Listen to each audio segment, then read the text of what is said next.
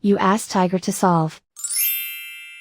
This deals with linear equations with one unknown. The final result is x equals 184. Let's solve it step by step. Simplify the expression.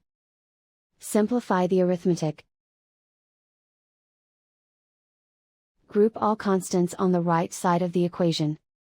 Subtract 18 from both sides. Simplify the arithmetic.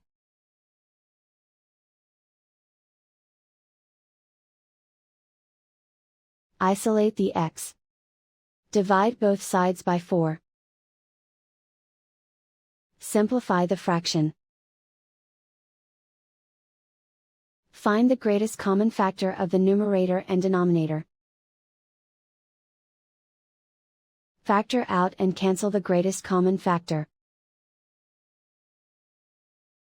And so the final result is x equals 184.